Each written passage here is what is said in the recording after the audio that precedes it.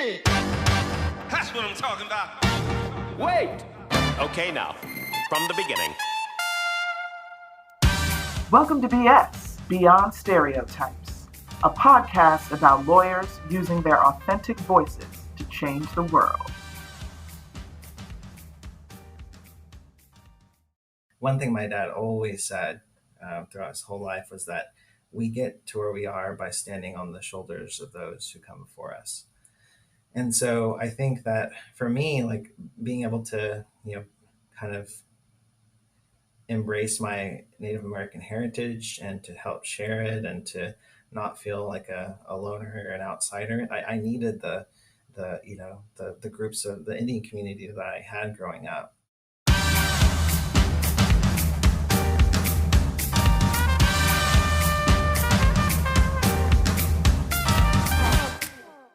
Welcome to BS, Beyond Stereotypes. I'm your host, Merle Vaughn. Here to BS with me today is John Haney, whose story I find fascinating and who will no doubt inspire all of you to embrace your authenticity. Hey, John, how you doing?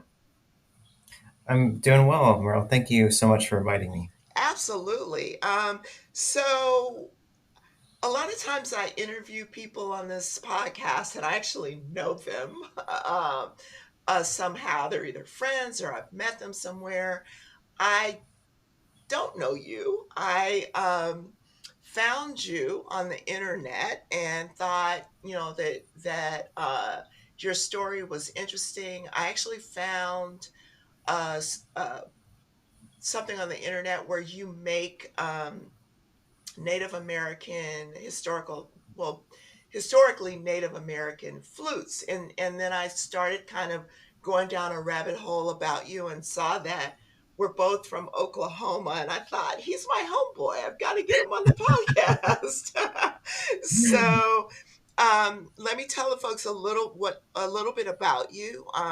You're from, I believe, Oklahoma City. You can correct that if I'm wrong. I'm from, so I grew up in a bunch of towns in Oklahoma growing up, but my family is they all live in Norman, Oklahoma. Norman. Okay. I have people in Norman as well. Geez, we might be related. Yeah, it's possible. It's possible. And so you attended Columbia University undergrad. You came out here to California to attend UCLA Law School. And you've basically practiced for about 8 years solely with Holland Knight. You're a labor and employment lawyer, and you are a member of the Native American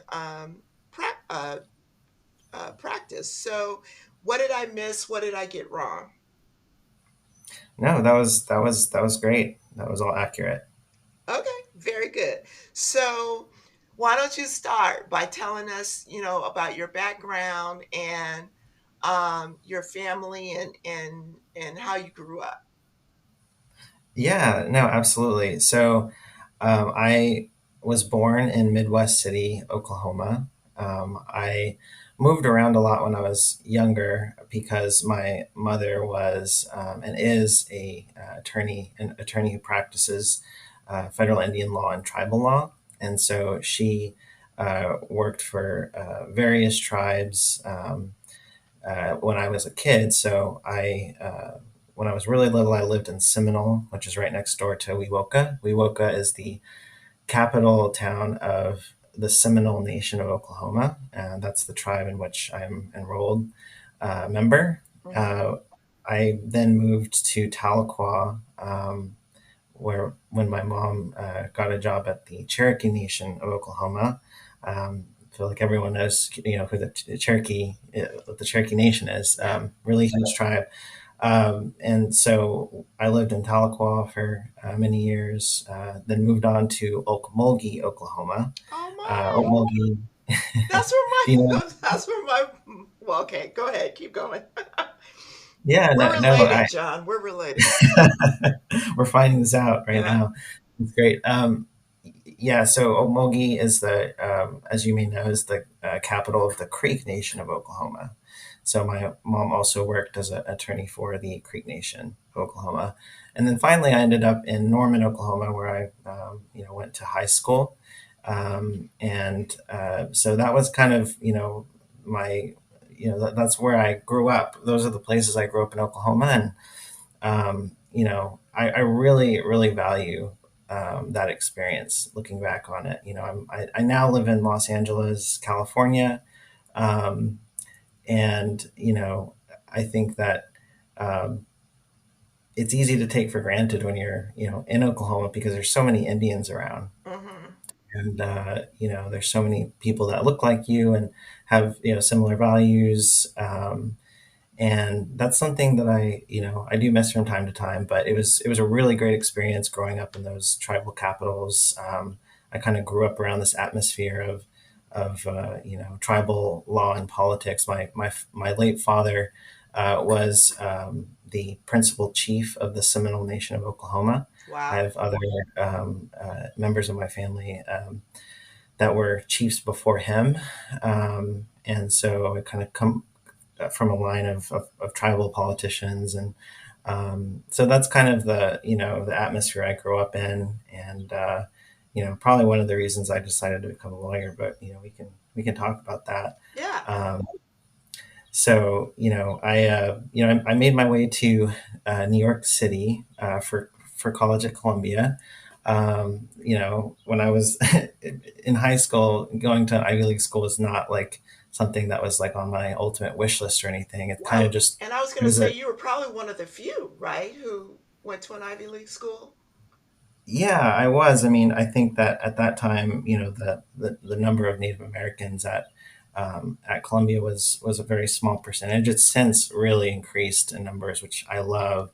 But that was an opportunity that presented itself to me, and I, decided to try something different, try something new, and it was a really wonderful experience though, living in New York City. I mean, there was, pros and cons, coming from Oklahoma to moving to New York City, just, you know, walking into the sea of humanity and people of all different kinds and walks of life. And you learn a lot from people, I think, in general through life. And it was really nice to meet people from all over the world. And at the same time, I think there's that exclusion that can be inherent sometimes living in New York City.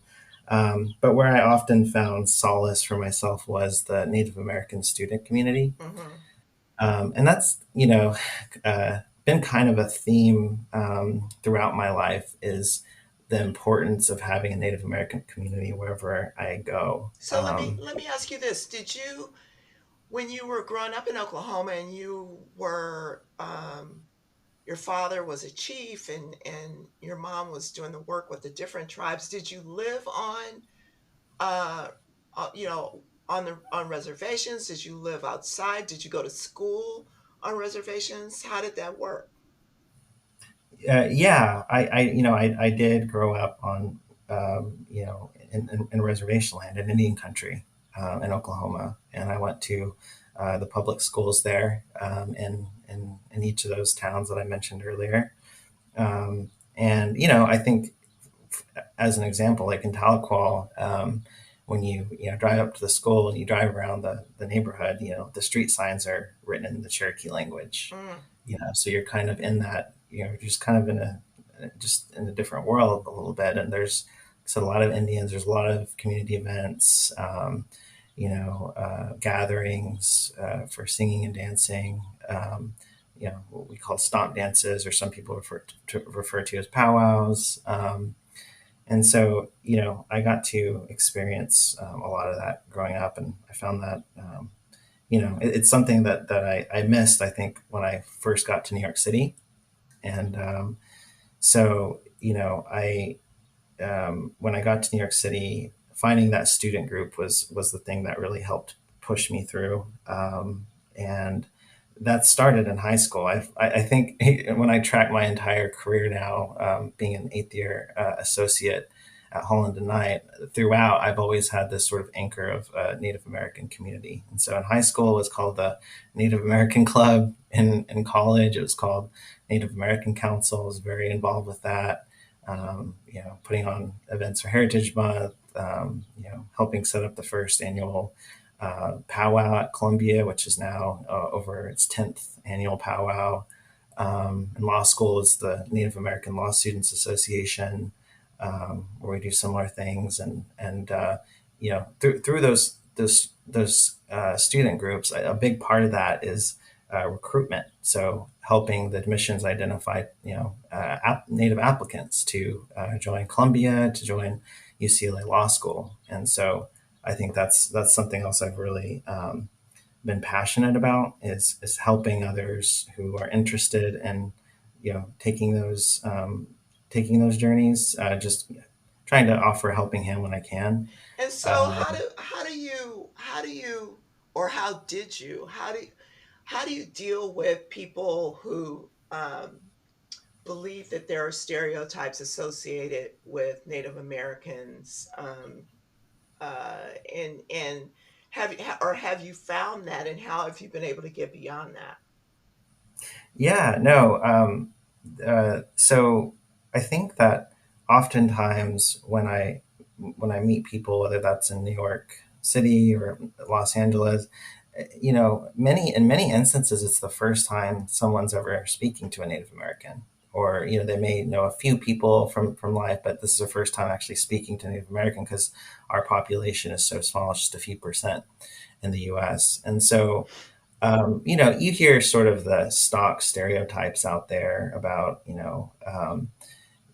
some falsities like, Indians don't pay taxes, and that we, all live in teepees, or we all have, war songs, or, Right. we're others, or whatnot. But, the truth of that is that, we have over 570 tribes in the United States. And so each of those tribes have, different ways of doing things, and they have the inherent sovereignty to determine, what their way of life is, how they govern themselves. There's different languages, different practices, ceremonies.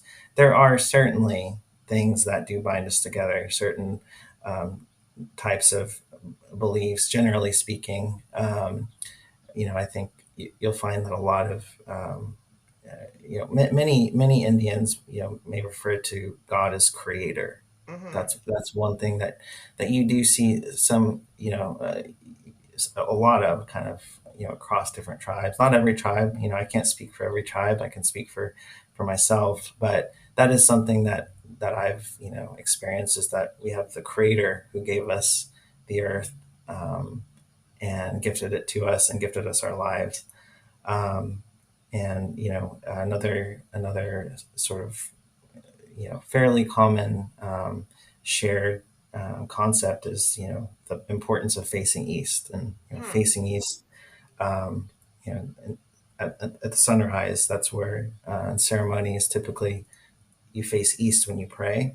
Hmm. Um, and one really cool example of that is the uh, the 21-foot sculpture on top of the Oklahoma State Capitol Yeah, dome. I wanted to talk about that. Tell us about your familial connection to that.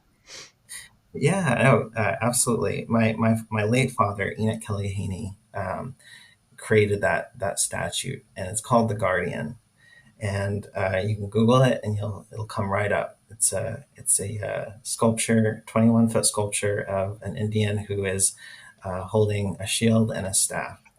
And the the interpretation that my dad chose to, you know, um, to, to go with is that this Native American embodies all 39 tribes of the state of Oklahoma, and that this guardian is watching over the people of the state of Oklahoma, and is also protecting those inside the Capitol who um, are tasked with protecting Oklahomans and tribal members and Native American tribes.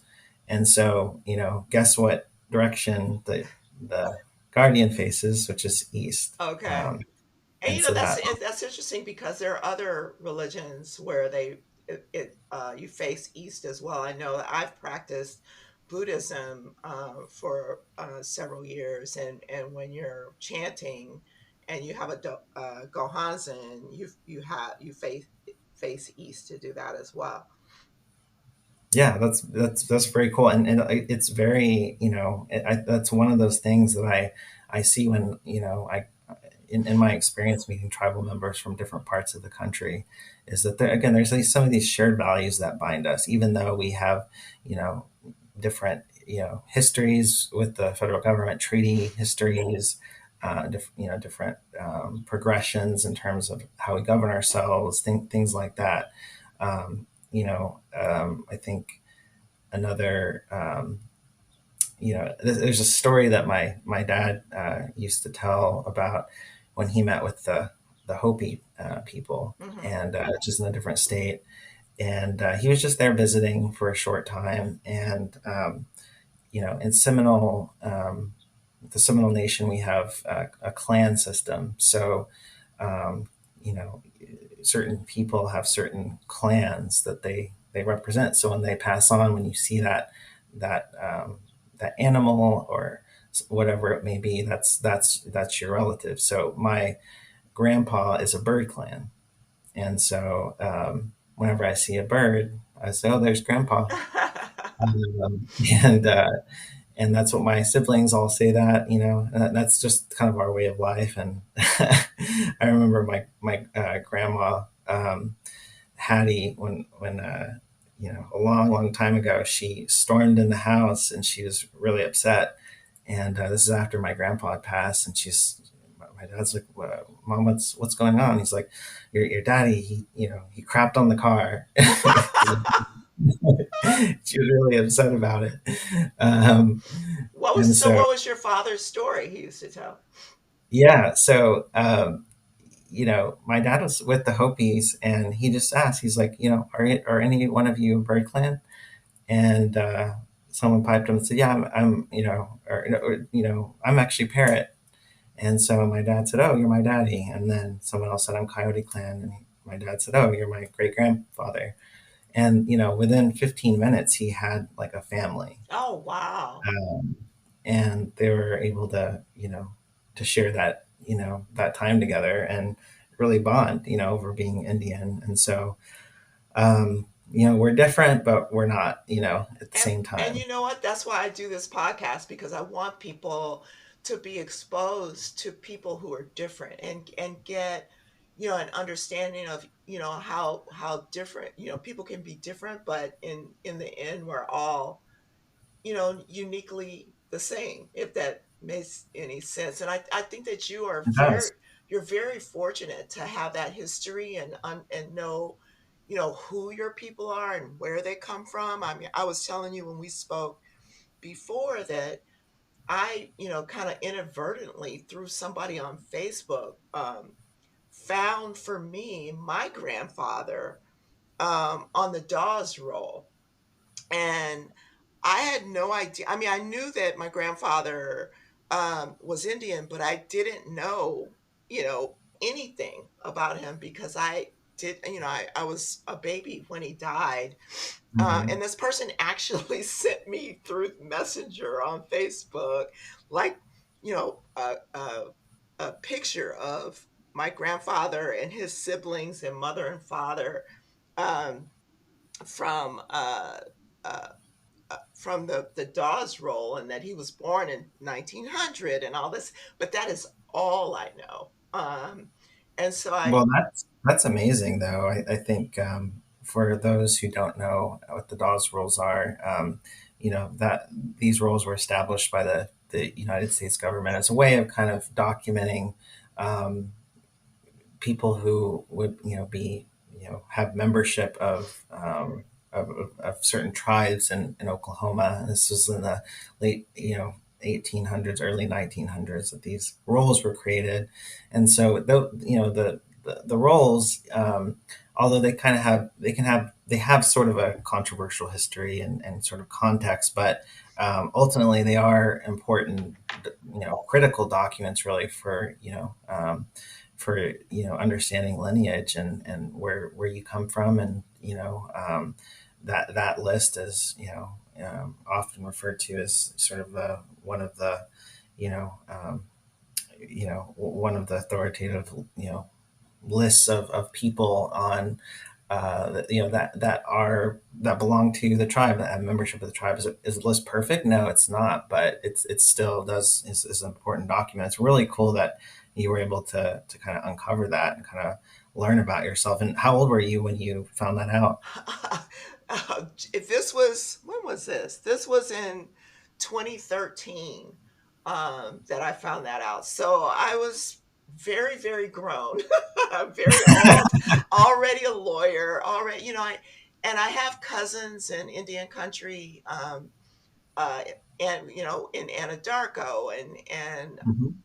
Watanga, but just don't know that much. Now that side of the family does know, and I do have a family who are on the Apache, that who know they're Apache, and they are part of, they're actually part of the tribe. But I as far as my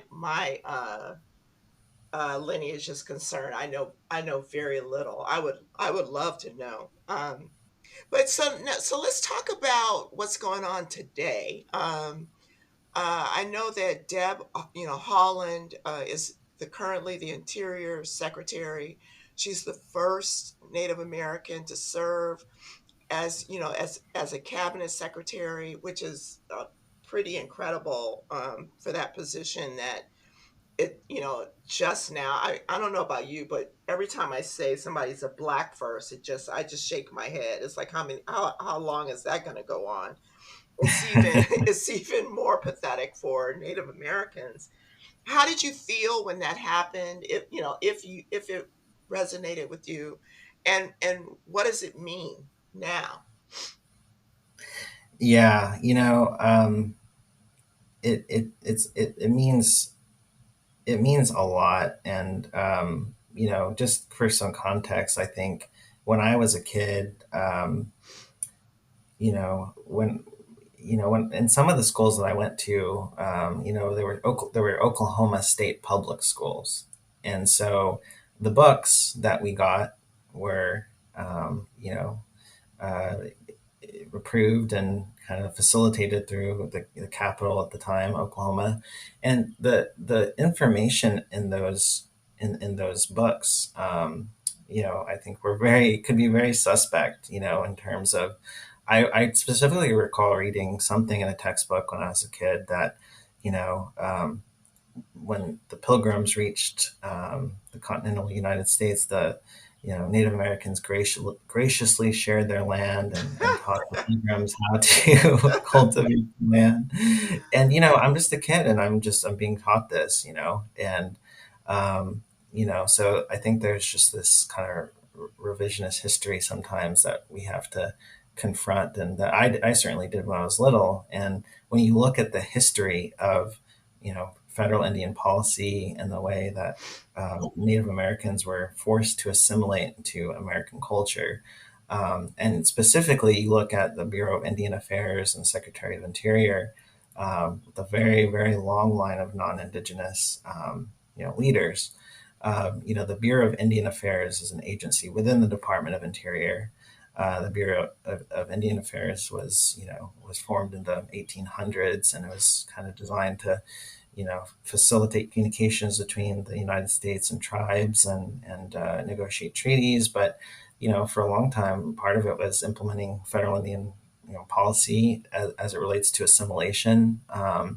To in Oklahoma specifically, breaking up sort of communally owned tribal lands and giving allotments to individual Indians, and you know boarding school policy, Right. forcing Indian parents to send their children to boarding schools, which Which she's really, dealing with now, right? She's really uh, uh, going after, or making clear that assimilation and taking kids from their families and mistreating them actually happened.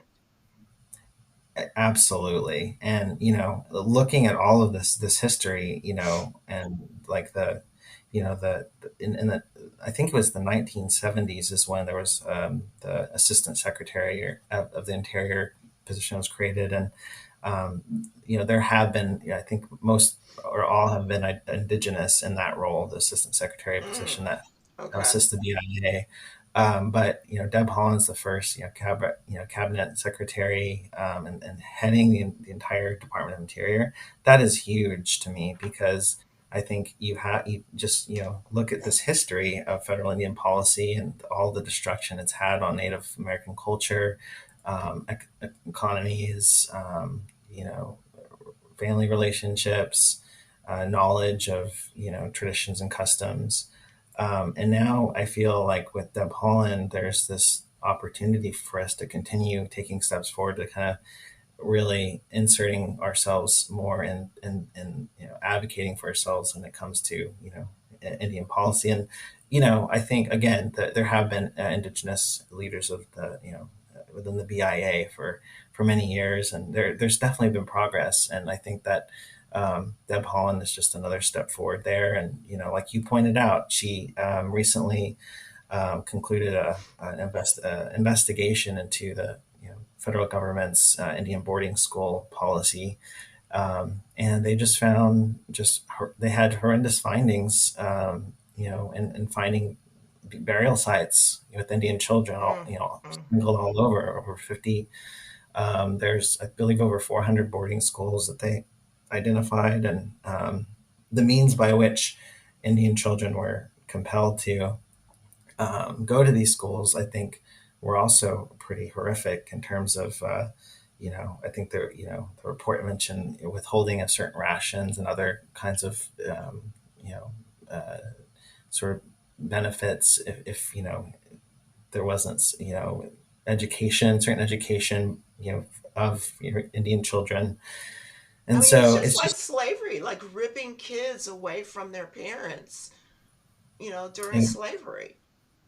yeah, and then they come back different, like very, very predictably come back different, cutting off the long hair and, losing the language or, having English become their primary language. And so, yeah, I'm just really proud of it though. And I think that one of the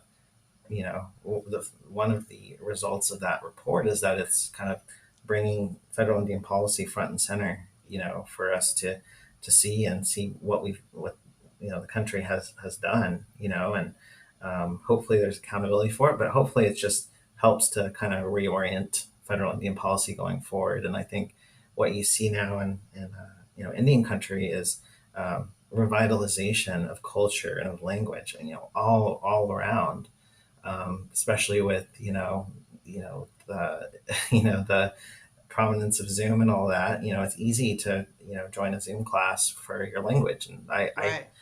and uh, there's classes for my language, which is called Muskogee, is the language of the Seminole Nation, and I Like the town Muskogee, yeah, Muskogee. because that's where my mother's from. Oh, is that right? Yeah, I'm an Yeah. I'm kind of an Okie from Muskogee. Yeah, Muskogee Creek, and that language is, it's shared between the Seminole Nation and the Creek Nation, and again, so there's just lots of rich histories with different tribes, and so yeah, so I'm just really proud of Deb Holland, and she also was one of the first Native Americans in Congress, and all that, and that helps kind of push things forward. My dad was the first full blood Native American in the Oklahoma legislature ever, Wow. and he was really good at it. He was in the House of Representatives and in the Senate for about 20 years. That's Um, amazing.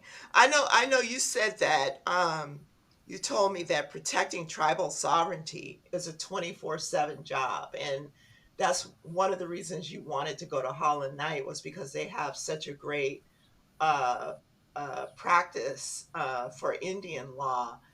Talk to us about it, Holland and Knight's practice, and also about your practice. yeah, no, yeah. So I went to UCLA Law School because UCLA has such a great Indian law program, and they have numerous Indian law courses. They have clinics where you can actually work for tribal court systems as like clerks and help the judge resolve cases, and also work with tribes in developing tribal code and all that. It was a no brainer. Plus, my brother got in at the same time, and he's 8 years older than me. Um, he got into UCLA at the same time, so the Haney brothers, arrived to Uh-huh. UCLA, and we live 1 block away now. We kind of follow each other, but um, I was really interested um, in helping tribal people and Indian tribes however I could. And so, the opportunity with Holland Knight presented itself, and I went through the interview process through OCI and all that. And um, I, started in 2014, and I was assigned to the labor and employment group because that's what the needs were at the time. Which, as you know, big firms that Right, tends to be par for the course is whatever the needs are. That's sometimes where you go. right. Um, and so it was by accident. I had no labor and employment experience, no classes whatsoever. But I think one of the things that I get asked often, or questions about from like law students, is kind of the stress about, well, I really want to be an Indian lawyer and I want to work at an Indian a boutique law firm, and what if I miss the chance and I go down this other path? And I think my response is always that when you're thinking about Native American law, you're really talking about all types of law, because the Native American tribe is a government. The government employs thousands and thousands and thousands of people all across the U.S. So their employers, they need employment law advice. They need, they construct buildings and projects. They need construction lawyers. They do deals. They need corporate lawyers. They litigate environmental um, cases. They need environmental lawyers. Gaming, also huge. Lobbying the federal government. So really, you kind of name it. Intellectual property. That's also Native American cultural property. There's a big intersection with IP law.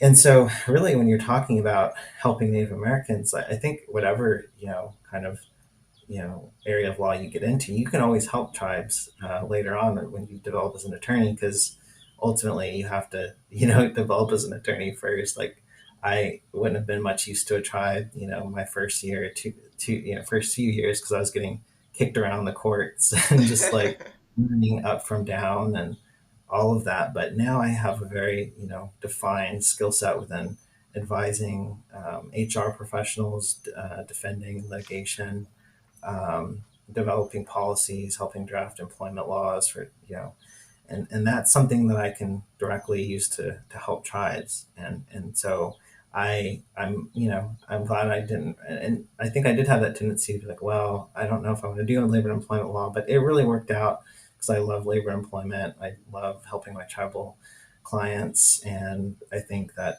for law students who want to get into Indian law, like, a lot of what you learn, whatever you go into, is transferable if you later want to, work at an Indian law firm or help tribal clients. So So, like that in just, anything else, get the best training, the best legal training that you can, and then use that because it's always transferable if you're good and have been trained well.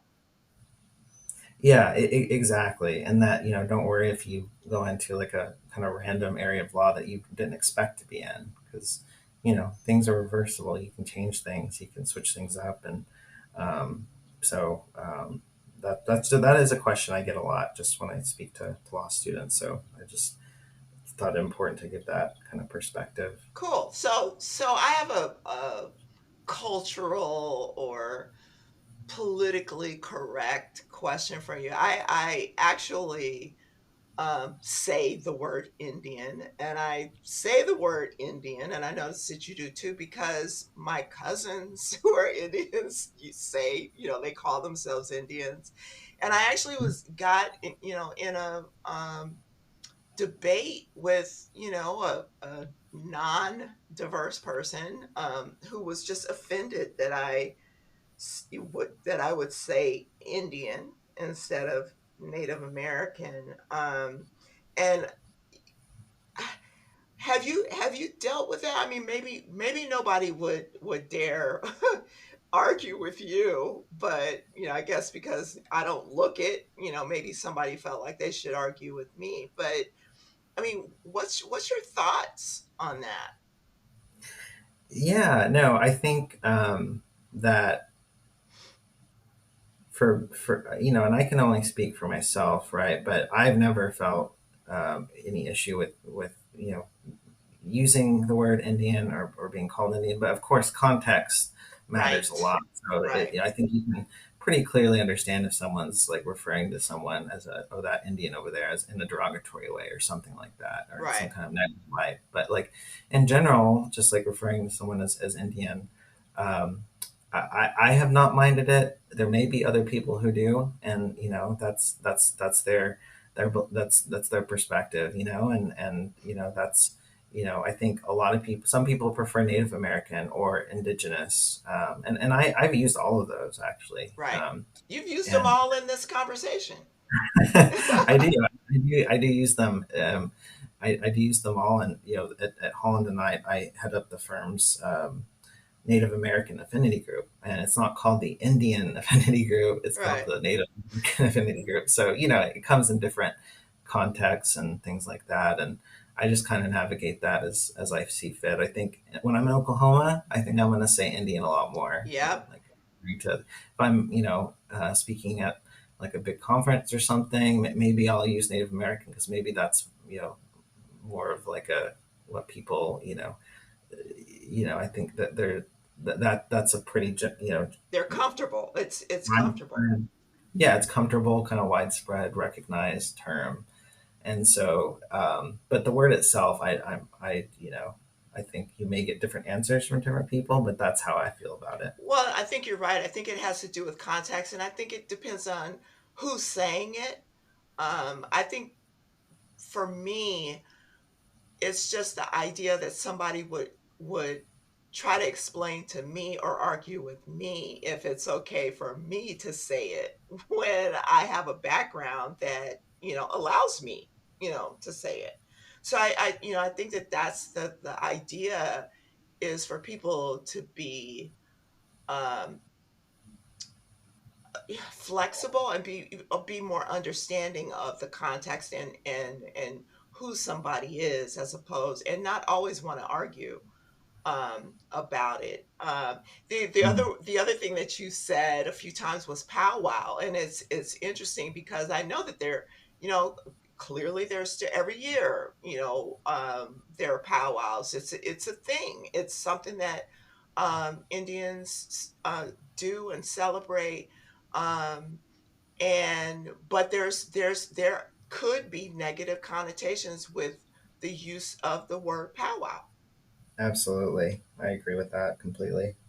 Yeah. Yeah, I mean, I think if yeah, and I think like a lot of colleges, their event is called the powwow, like the UCLA powwow, the Columbia powwow, Stanford powwow.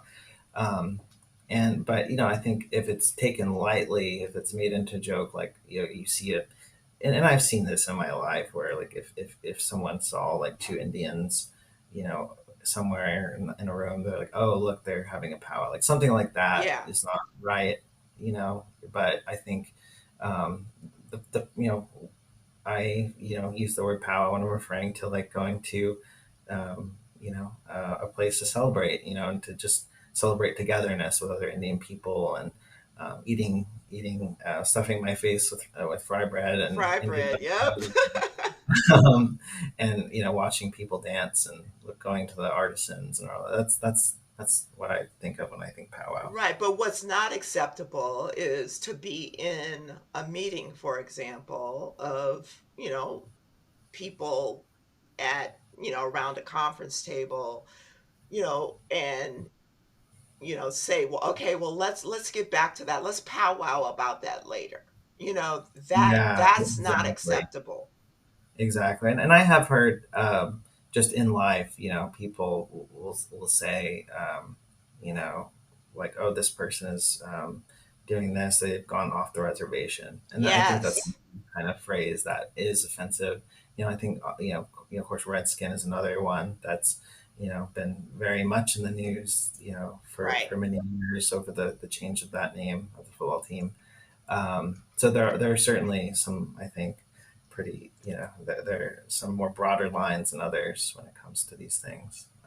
Yeah, and it's not, our history is so steeped in these things, and people who are offended by them have just started to get their voices, right? And so it's not that you expect people to just know, um, but what you'd like for them to do is be open-minded about how it makes people feel, understand what might be offensive, and not argue about it if you know, try to let them know that it's offensive.